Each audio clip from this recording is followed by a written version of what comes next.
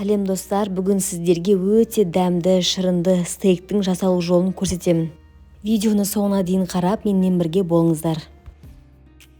Стейк жасауға арнайы қабырғаның жанындағы ет керек. Мариновать ету үшін ет бөлме температурасында болу керек.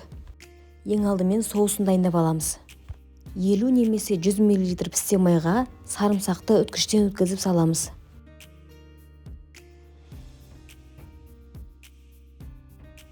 Жарты лимонның шырынын қосамыз.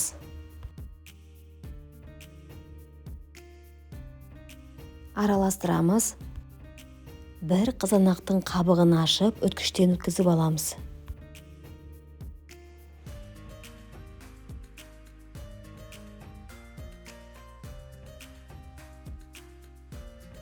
Маринадты дайындап алдық, енді етті тұздаймыз. Екі бетіне жақсылап тұз сеуіп, барлық жеріне жағып шығамыз.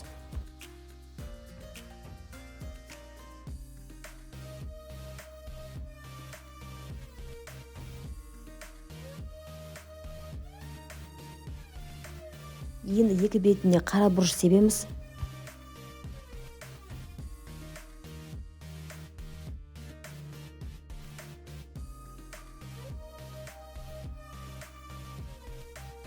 Сосын қызыл паприка сеуіп, екі бетіне жақсылап жағып шығамыз.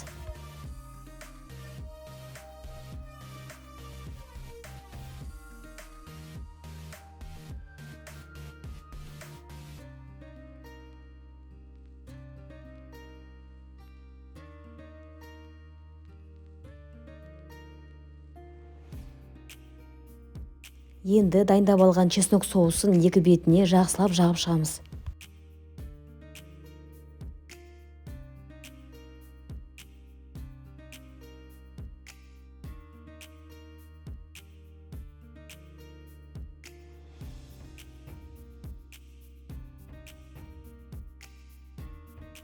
Соңында дайындап алған қызанақты екі бетіне жақсылап жағып шығамыз.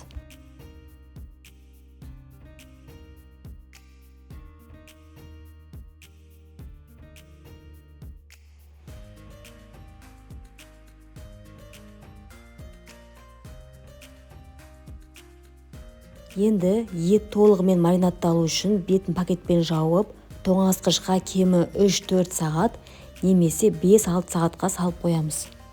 Ет тоңазытқышта 5 сағат тұрды, енді пісіреміз. Бізге осындай гриль таба керек, жақсылап қыздырып аламыз. Жақсылап қыздырылған құрғақ табаға етті саламыз.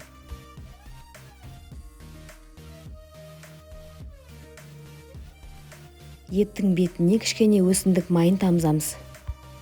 Аздап қуырылған соң бетін аударамыз.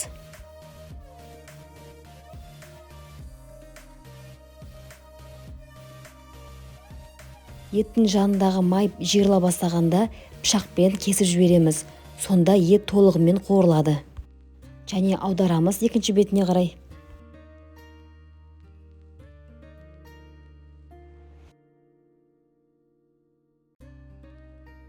Осы кезде еттің бетіне розмарин шөбін қоямыз.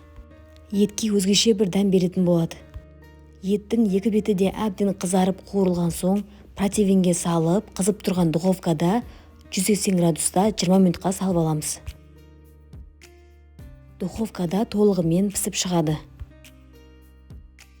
Дәл осылай етті маринадтап, мангалда пісіруге болады. Өте керемет болып шығады. Духовкада қарасаңыздар еттің соғы бөлінеді. Міне стейк дайын, толықтай, яғни полная прожарка болып пісіп шықты. Жасап көріңіздер, сіздерге ұнайтынына сенімдімін.